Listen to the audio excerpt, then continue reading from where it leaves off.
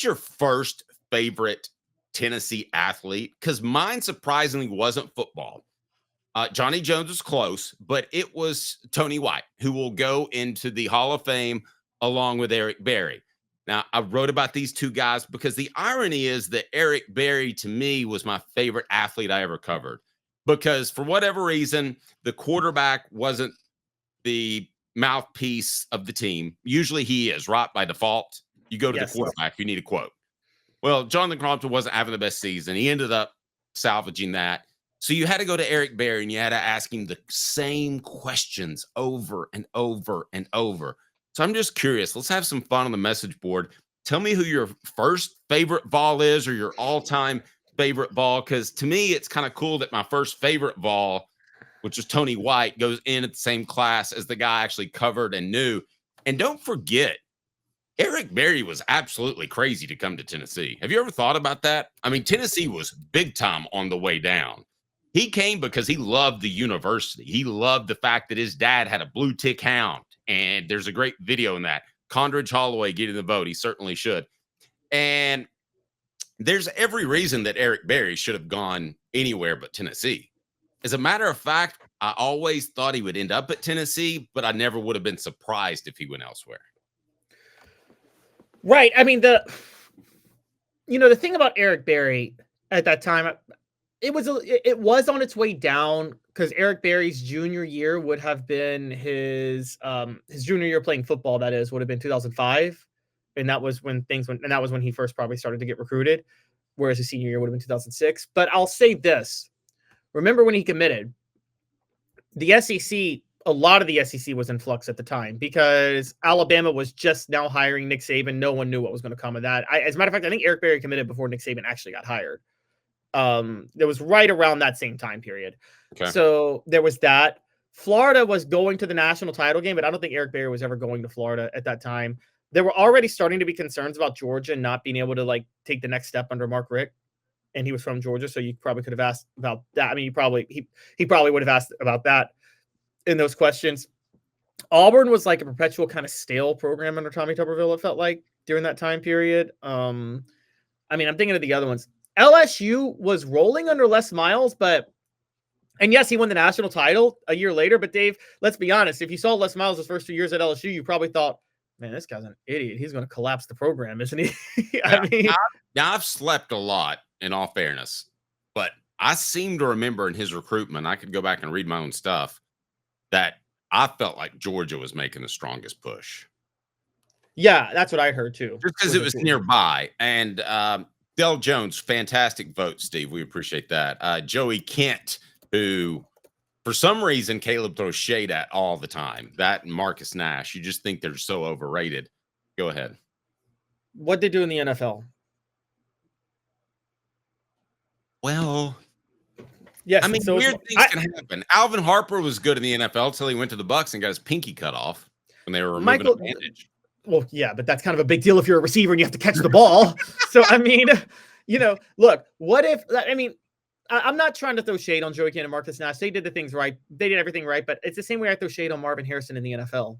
I don't think any of those receivers were that good. I think they are all products of Peyton Manning. My favorite original player, believe it or not, was... I will say this. I thought Reggie Wayne was considerably better than Marvin Harrison. Considerably. And by the way, Marvin Harrison started to get frustrated because Peyton Manning preferred Reggie Wayne to Marvin Harrison. Bigger target. You should. Let me run down a couple of these, and then I know you want to close your thought there. Leonard Little, another one. Justin Hunter, certainly a fine young man. Chuck Webb, Reggie Cobb puts them together. Reggie and Reggie White in a class by himself.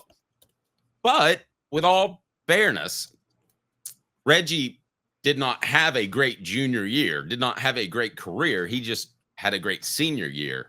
Let's turn this back to Eric Berry for a second. And the fact that both he and Tony White had to battle cancer in their lives. I think this has been about 2 years ago. I know Off the Hook Sports had started. Eric Berry was kind of considering a comeback, which sounds insane, does it not? But that's how tough those guys were.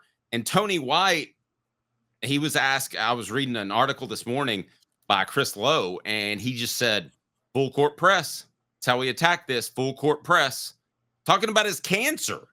I mean, that's pretty gutsy stuff. And by the way, not only did that happen, Tony White, you're right. Within a year of receiving his bone marrow transplant, COVID broke out. Now, I don't want to get into the political debate over how dangerous COVID is, but it was very clear that it was very dangerous to people with like illnesses and conditions. So could you imagine how nervous he had to be during that time period? I mean, Tony White is... well, I'm sure he wasn't allowed to go anywhere. Yeah.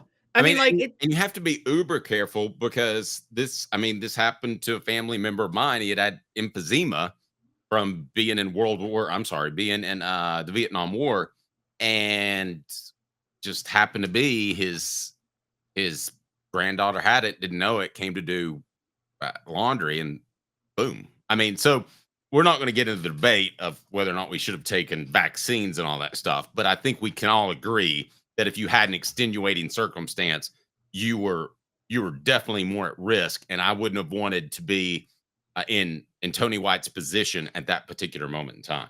No, not at all. I mean, it was very dangerous, and it's, you're right. The whole team, I remember visited them when they were number 1 in 2019, and he was just in such good spirits, Tony White. And so, Tony White and Eric Berry are, I mean, if you're talking about the most inspiration, it's funny that they're in the same Hall of Fame class because based on, and you wrote this in the article, Dave, but they might be 2 of the 5 most inspirational people in Tennessee Vols athletics history.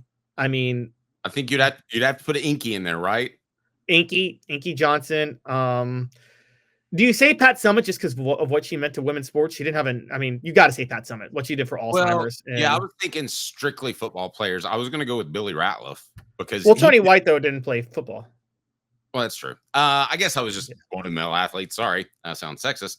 I was going to go with Billy Ratliff because I think he knew at the beginning or middle of his senior year that it wasn't going to happen for him at the NFL level, but he kept pushing it for Tennessee. I thought that was pretty impressive. That a guy like, Trey Smith, that's a good one. Chris Lofton, Trey Smith and Chris Lofton. So I'm going to go Eric Berry, Trey Smith, Chris Lofton, Tony White, Pat Summitt. I think those are the clear 5 that I don't think anybody can debate, given what they were all dealing with. But yeah, Summit's kind of in a league in her own. I feel unfair just even comparing other people to her.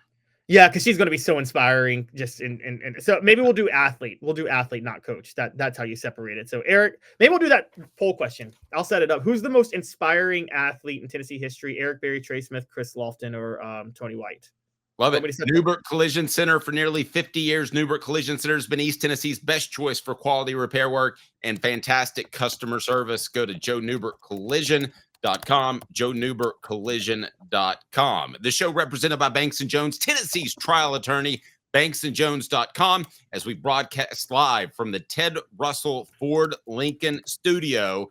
And I'm not kidding. I think this is the week that I'm getting my Bronco because the insurance will finally pay my car off.